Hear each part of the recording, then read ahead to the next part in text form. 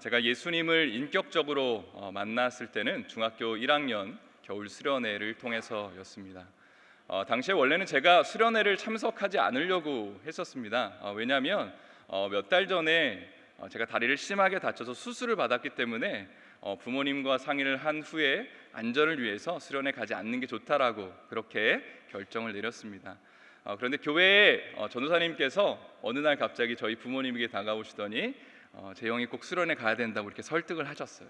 그래서 그 설득에 부모님께서 넘어가셨다는 이유 하나만으로 제가 수련회에 참석하게 되었습니다.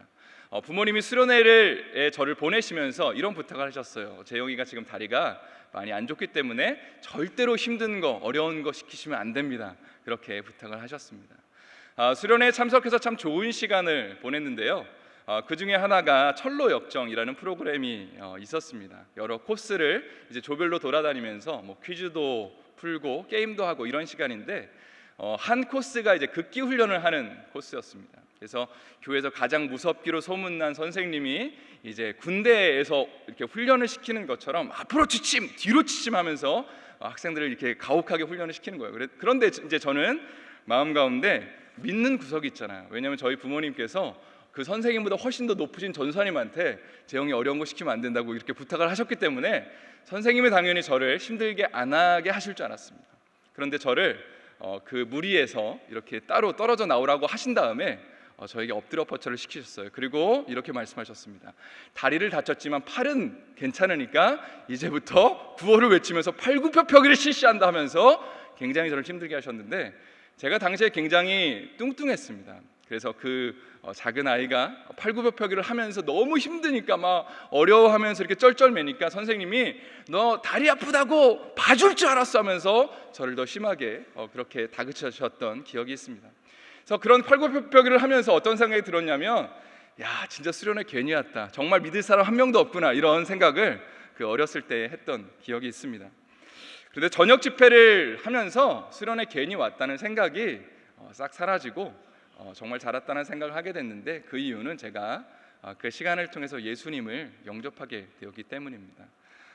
예수님을 받아들인 이후에 제 삶이 참 많이 변했습니다. 말씀도 개인적으로 매일 정기적으로 읽기 시작했고 또 기도하기 시작했고요. 교회 가는 게 그때부터 참 재밌었습니다. 그런데 시간이 조금 지나니까 그 은혜 받은 것이 날마다 지속되지는 못했던 것 같습니다. 성경을 매일 읽지만 왠지 모르게 은혜가 안 될 때가 참 많이 있었고요. 또 기도를 하지만 왠지 모르게 습관적으로 형식적으로 하는 제 자신을 발견하게 되었습니다. 또 반복적으로 짓는 그런 죄를 향해서 내가 이걸 어떻게 해결해야 될지도 몰라 하면서 죄책감 가운데 괴로워했던 시간들도 있었습니다.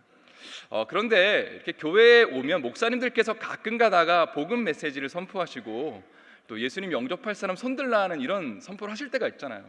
저는 항상 그 메시지를 선포하시고 손들라고 할 때마다 손을 들었던 것 같아요. 그래서 제 기억으로는 열 몇 번도 더 예수님 영접을 했습니다, 사실은. 근데 그때 뭐 다른 의도가 있었던 것이 아니고 이번에 정말 제대로 영접한다면 내가 고민하는 그런 영역들이 해결되지 않을까? 내가 힘들어하는 그 영역들이 정말 좀 나아지지 않을까라는 그런 간절한 마음이 있었기 때문에 여러 번에 걸쳐서 예수님을 영접했던 기억이 있습니다. 우리가 오늘 읽은 본문 로마서의 맨 첫 장 1장 15절에 보면 이런 표현이 나옵니다. 그러므로 나는 할 수 있는 대로 로마에 있는 너희에게도 복음 전하기를 원하노라. 로마서는요 이미 예수님을 믿고 있는 크리스찬들에게 사도 바울이 보내고 있는 편지입니다. 다시 말해서 그들은 이미 예수님을 알고 있었고 복음을 믿고 있었습니다. 그런데 그들을 향해서 너희에게 복음 전하기를 원하노라 하면서 이 로마서를 지금 사도 바울은 쓰고 있다는 것이죠. 이 의미가 무엇인가 곰곰이 생각해 본다면 제가 마치 제가 중학교 시절에 고등학교 시절에 예수님을 제대로 몰랐다가 복음 다시 듣고 영접하면 된다는 차원에서 너희가 지금 제대로 못 믿고 있으니까 다시 믿어 라고 하는 차원에서 이렇게 말하는 것이 아니고 아마도 이런 표현인 것 같습니다. 너희가 만약에 복음의 본질에서 지금 벗어나 있다면 그 복음의 중심으로 다시 돌아가라. 너희가 혹시 어떤 문제를 가지고 있다면, 혹시 교회 안에 어떤 갈등의 모습들이 있다면 그것을 너희의 힘이나 지혜로 해결하지 말고 복음 안에서, 복음으로 다시 돌아가서 그것을 해결하도록 하라라고 권고하기 위해서 이런 표현을 쓰고 있는 것이 아닌가 생각됩니다. 실제로 당시에 로마의 크리스찬 그룹에는 두 가지 그룹이 존재하고 있었습니다. 그리고 이 두 그룹이 갈등 상황 가운데 있었는데요. 첫 번째 그룹은 유대인으로서 예수님을 믿게 된 유대인 크리스찬들이었고요. 또 한 그룹은 이방인으로서 예수님을 믿게 된 이방인 크리스찬들이었습니다. 이방인 크리스찬들이 당시에 그 로마 교회의 대다수를 차지하고 있었는데요. 그렇기 때문에 나름대로의 그 우월감이 있었습니다. 우리가 더 많다, 뭐 이런 거, 그렇죠? 유대인들 별거 아니네 하면서 유대인 크리스찬들을 굉장히 무시하는, 배척하는 경향이 있었습니다. 반대로 유대인 크리스찬들은 이런 생각을 가지고 있었습니다. 그래도 우리가 하나님께 선택받은 백성들인데, 우리가 원래 하나님의 율법을 받고 약속을 받은 백성들인데 우리가 어떻게 가만히 있을 수 있어 하면서 이방인 크리스찬들을 역시 무시하였다는 것이죠. 그래서 로마서를 읽다 보면 이런 갈등 상황을 사도 바울이 언급하면서 그것을 어떻게 복음 안에서 해결해야 되는지를 이야기하는 부분이 로마서에는 참 많이 등장합니다. 그리고 로마서를 읽다 보면 어떤 부분은 이 유대인 크리스찬들을 향해서 특별히 포커스가 돼 있고, 또 어떤 말씀은 이방인 크리스찬을 향해서 포커스가 돼 있고, 어떤 부분은 이 두 그룹을 다 이렇게 포커스하면서 말씀을 전하고 있다는 것을 알 수 있는데요. 우리가 오늘 읽은 본문은 이방인 크리스찬들을 주로 포커스로 해서 사도 바울이 이야기하고 있는 말씀입니다. 제가 한번 오늘 본문 로마서 11장 13절 말씀 다시 한번 읽어드리도록 하겠습니다. 내가 이방인은 너희에게 말하노라. 내가 이방인의 사도인 만큼 내 직분을 영감스럽게 여기노니. 먼저 이방인은 너희에게 말한다 이렇게 표현하고 있죠. 그런데 무엇이라고 얘기하냐면 내가 이방인의 사도로서 너에게 말한다. 사도 바울은 자신을 이방인의 사도라고 그렇게 표현하고 있습니다. 실제로 사도 바울은 예수님 믿는 유대인들을 핍박하기 위해서 다메섹으로 향하다가 그곳에서 예수님을 만나게 되었습니다. 그리고 거기서 어떤 말씀을 받냐면 너가 이방 사람들에게 복음을 전할 거야 라는 메시지를 받게 됩니다. 그리고 실제로 바울은 그 사건 이후에 몇 년이 흐른 이후에 이방 지역들을 돌아다니면서 수많은 사람들에게 복음을 전합니다. 그리고 실제로 수많은 사람들이 그 복음의 메시지를 통해서 예수님께 돌아오게 되죠. 그런데 이방인들은 예수님께 많이 돌아오는 반면에 유대인들은, 동일한 말씀을 들은 유대인들은 별로 복음에 반응하지 않는 모습을 보이게 됩니다.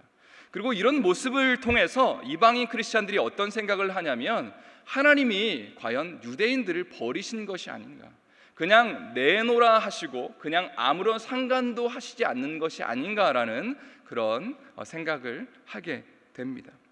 이런 상황을 염두에 두고 사도 바울이 오늘 본문 14절에서 이렇게 말하고 있습니다. 이는 혹 내 고륙을 아무쪼록 시기하게 하여 그들 중에서 얼마를 구원하려 함이라. 하나님께서 13절에서 말씀하신 것처럼 사도 바울을 이방인의 사도로 부르시고, 그리고 지금 수많은 이방인들에게 복음을 전하시고, 그리고 많은 사람들이 예수님께 돌아오게 지금 하고 계십니다.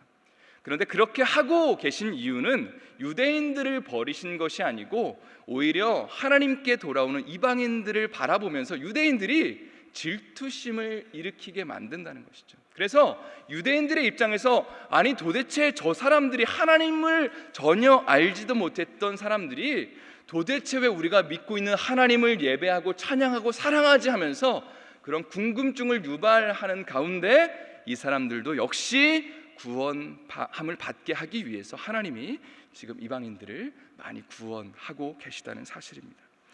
그러면서 사도 바울이 이어서 말하는 것이 참 감람나무와 돌 감람나무의 비유입니다. 17절 말씀 제가 읽어드리도록 하겠습니다. 또한 가지 얼마가 꺾이었는데 돌 감람나무인 내가 그들 중에 젖붙임이 되어 참 감람나무 뿌리의 진액을 함께 받는 자가 되었은즉.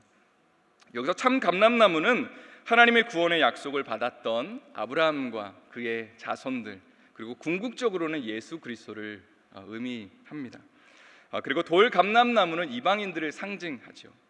그런데 참 감람나무에 원래 붙어 있었던 이스라엘 백성들, 유대인들은 예수 그리스도의 복음을 받아들이지 않았기 때문에 이 감람나무에서 가지가 떨어져 나갔고, 그리고 이 참 감람나무와 전혀 상관이 없었던 이방인들은 예수 그리스도의 복음을 듣고 받아들여서 이 참 감람나무에 접붙임이 되었다고 사도 바울이 지금 이야기하는 것입니다.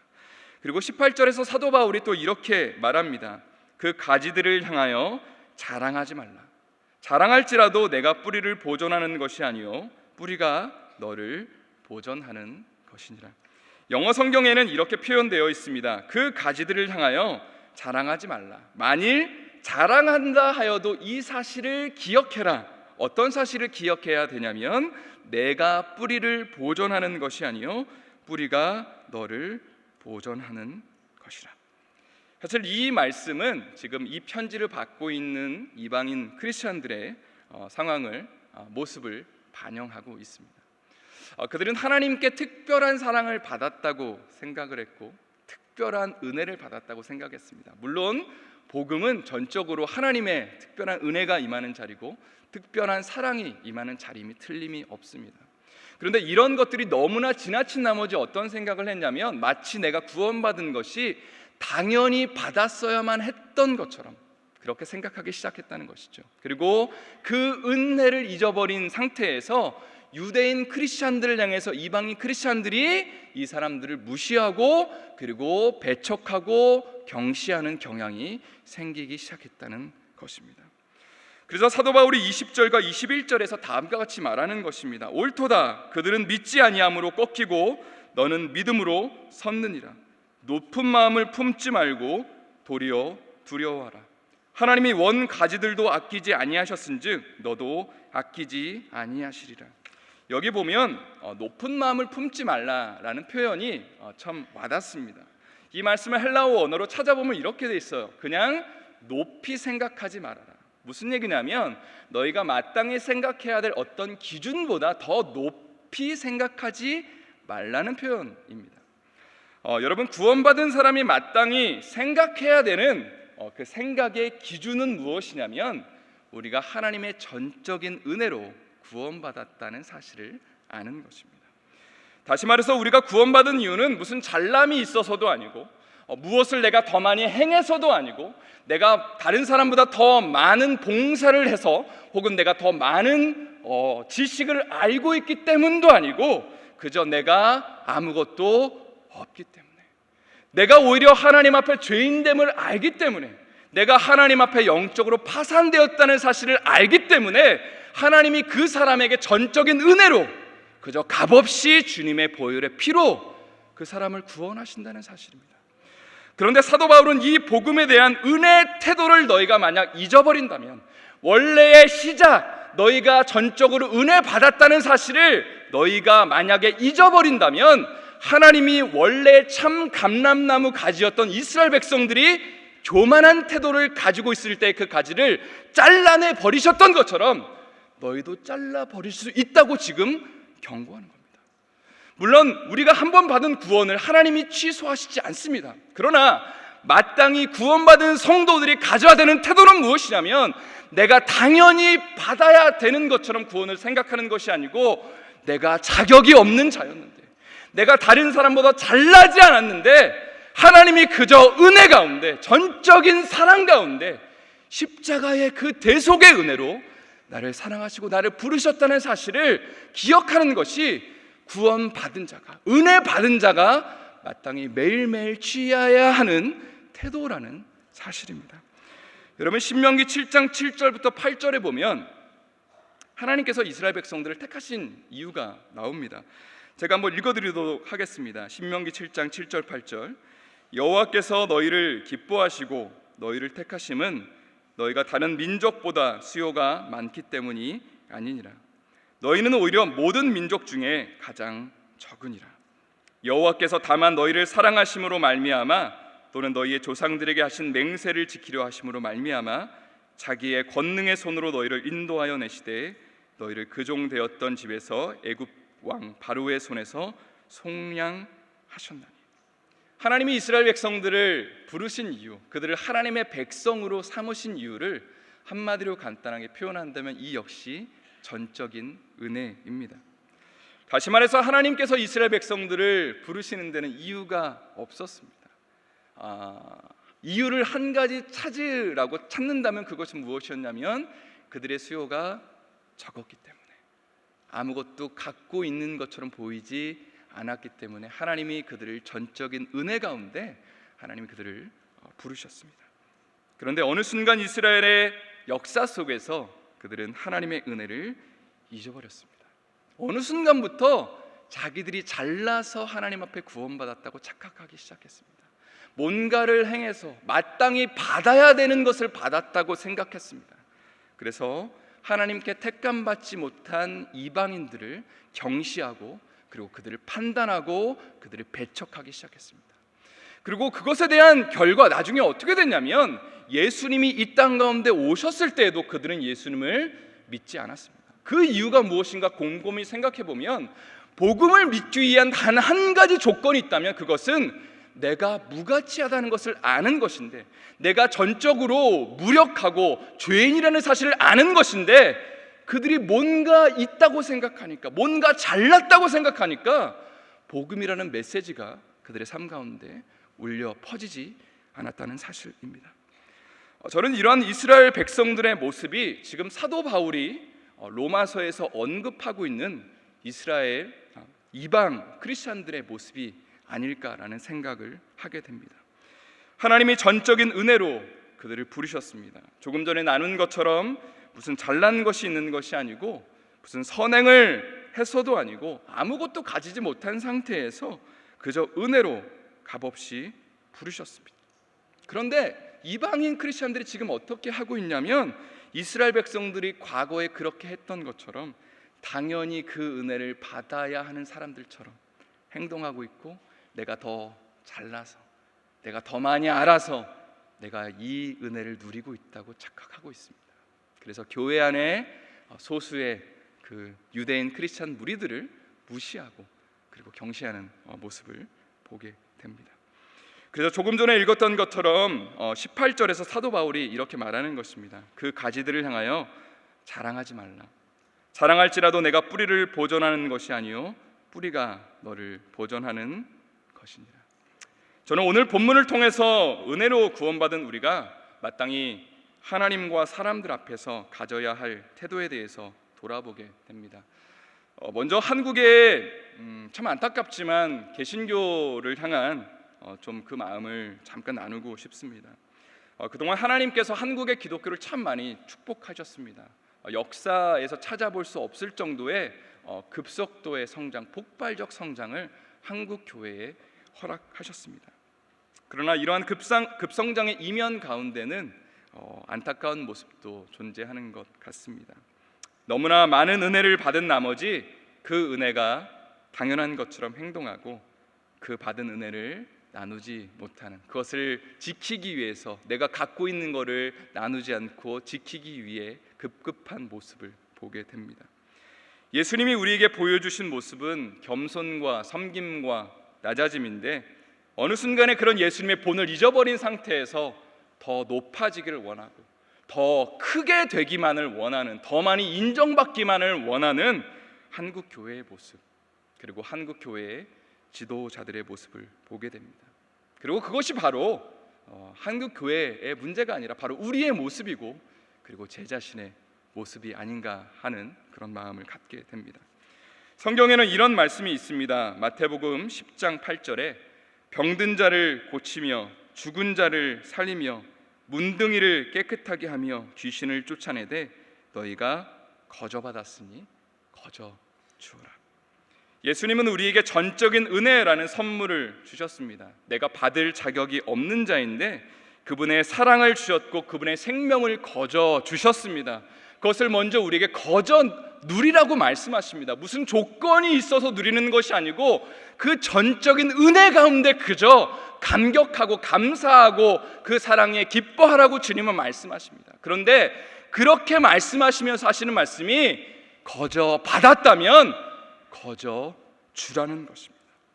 내가 구원이라는 선물을 하나님의 은혜 가운데 누리고 있다면 아무런 조건 없이 나에게 주신 그 축복을 나눌 줄 알고 그 사랑을 전해줄 줄 아는 것이 마땅히 크리스찬들이 해야 하는 우리의 은혜 받은 모습이라는 것입니다.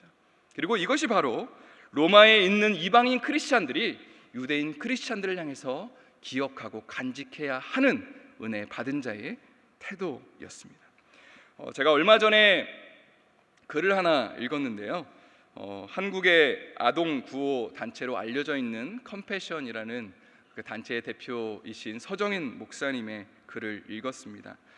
이 목사님께서 2005년도에 한 그 병원의 골수 담당 코디네이터로부터 전화를 받으셨다고 그래요. 그래서 어떤 내용이었냐면 얼마 전에 아마 몇 년 전에 하셨겠죠. 그 골수 이식 그 신청을 하셨는데 한 백혈병을 가진 어떤 여자아이가 목사님 골수랑 일치한다고 그래서 골수 이식을 해주실 수 있냐고 그렇게 전화가 왔다고 합니다. 그런데 골수 이식하는 그 절차가 쉽지는 않습니다. 한 2일이나 3일 정도 병원에 입원을 해야 되고요. 그리고 전신 마취를 해야 한다고 합니다. 그리고 전신 마취를 한 상태에서 이 골반에 그 주사기를 큰 주사기를 넣어서 이제 골수를 뽑아내는 작업을 해야 된다고 합니다. 좀 쉽지 않은 일이지만 목사님께서 그래도 내가 하나님의 은혜 받은 자이기 때문에 내가 이 사랑을 나눠야 된다는 생각에 흔쾌히 해주겠다고 하시고 실제로 골수 이식을 하셨습니다. 그로부터 5개월이 지났습니다. 5개월 후에 병원에서 다시 전화가 왔어요. 무슨 얘기냐면 골수 이식한 것이 잘 되지 않았기 때문에 다시 한번 골수 이식 해주실 수 있냐고 그런 전화가 왔다고 합니다. 사실 이때는 굉장히 좀 고민되셨대요. 그래서 주변 사람들에게 상의도 하고 하니까 사모님은 절대 이제 하지 말라고, 쉬운 일이 아니니까 하지 말라고 이렇게 얘기하셨대요. 또 사모님의 아마 남동생이 의사였는데 물어보니까 골수 이식을 했다가 재발했으면 또다시 골수 이식을 해도 살아날 수 있는 확률이 1%밖에 되지 않는다는 이야기를 들으셨다고 합니다. 그래서 병원에 전화를 거셨대요. 전화를 거셔서 죄송합니다, 정말 죄송합니다 이렇게 상황을 얘기하니까 그쪽에서도 충분히 이해합니다 하면서 이제 전화를 끊었다는 것이죠. 그리고 얼마 후에 선교 여행을 가셨는데요. 한 장로님께 이런 이야기를 나눴대요. 본인의 가지고 있는 그런 상황들을 나누셨는데 그 장로님께서 좀 한참을 생각하시더니 이렇게 얘기하셨대요. 목사님, 골수 이식 한 번 더 하시죠. 그때 이 목사님이 깜짝 놀라면서 네? 왜요? 이렇게 질문하셨다고 합니다. 그때에 이 장로님께서 잠깐 머뭇머뭇 거리신 다음에 어떻게 말씀하셨냐면 제 큰딸이 백혈병으로 죽었습니다. 이렇게 얘기하셨다는 거예요. 그리고 만약에 목사님 골수 이식 하신다면 그 아이의 부모님이 믿지 않는 자들인데 그들이 아마 하나님의 사랑을 알 수 있지 않을까요? 이렇게 얘기를 했다고요. 숙소에 돌아와서 기도를 하는데 하나님께 이렇게 기도했다고 합니다. 하나님 아시지 않습니까? 이만큼 했으면 되지 않습니까? 하나님, 제가 앞으로 더 열심히 어린아이들 섬기면 되는 것 아닙니까? 실제로 이 목사님이 미국에서 박사까지 받으시고 한국에서 신학교 교수님 하시다가 다 내려놓으시고 얼마 안 되는 그런 돈을 받으시고 이 아동 구호 단체에서 일하시는 건데 충분히 헌신하고 계시잖아요. 그러니까 하나님, 또 제가 골수 이식 한 번 했잖아요. 그런데 또 해야 됩니까? 라는 그런 어떤 억울함의 기도가 나오셨다는 거예요. 그런데 하나님께서 그런 기도를 들으시고 가만히 계시는 것 같았대요. 그리고 기도를 한참 하는 가운데 하나님께서 이런 마음을 주셨대요. 정인아, 나도 너를 이해한단다. 그리고 너를 잘 안단다. 그런데 만약에 그 아이가 네 친딸이라면 1%의 가능성이 있어서 그 아이를 살릴 수 있는 방법이 있다면 너 그거 하지 않겠니라고 그렇게 주님이 말씀하셨다는 거예요. 그 아이가 바로 내 딸이야. 그렇게 주님이 말씀하셨다는 것이죠. 그래서 목사님이 다시 병원에 전화를 걸어서 골수 이식을 하겠다고 말씀하셨습니다. 그리고 골수 이식을 받는 아이의 부모님에게 편지를 썼는데 그 편지의 제목은 부끄러운 목사였습니다. 자신이 마땅히 예수님께 사랑받은 자로서 마땅히 나눠주는 것이 당연한데 그것을 조금 주저했었던 그 모습, 머뭇거렸던 그 모습이 너무나 미안해서 부모님에게 편지를 썼다고 합니다. 그리고 나서 드디어 두 번째 골수 이식을 하기 전날 아이의 어머니에게 편지가 왔습니다. 손으로 5장 정도 썼던 글씨인데요. 그 편지에는 그 어머님의 눈물이 뚝뚝 떨어져 있는 모습이 있었다고 합니다. 이런 내용이 적혀 있었습니다. 한 번도 아니고 2번이나 골수 이식을 해주셔서 감사합니다. 딸애가 무균실에서 너무 고통스러워하고 있어 감사의 편지를 쓸 겨를도 없었습니다. 목사님이 말씀하시는 예수님이 누구인지 모르지만 저도 매달리겠습니다. 기도하겠습니다. 이렇게 편지가 왔다는 것이에요. 그리고 골수 이식을 했는데 정말 기적과 같은 일이 발생해서 그 딸 아이가 살아났다고 합니다. 그리고 그 딸 아이의 온 가족이 지금도 열심히 교회를 다니고 있다고 합니다. 저는 이 목사님의 이야기를 통해서 은혜 받은 자가 마땅히 가져야 하는 태도에 대해서 돌아보게 됩니다. 그리고 이 세상이 우리 크리스찬들을 향해서 어떠한 것을 기대하고 있는지를 보게 됩니다. 그것은 이 세상에서 찾아볼 수 없는 거저 받았으니 거저 주어라 라는 말씀을 실천하는 것입니다. 이 세상에는 어떤 사람도 이 거저 받았으니 거저 주어라 라는 이 말씀의 원리를 실천하고 있지 않습니다. 세상에는 다 무엇인가를 주는데 대가가 있습니다.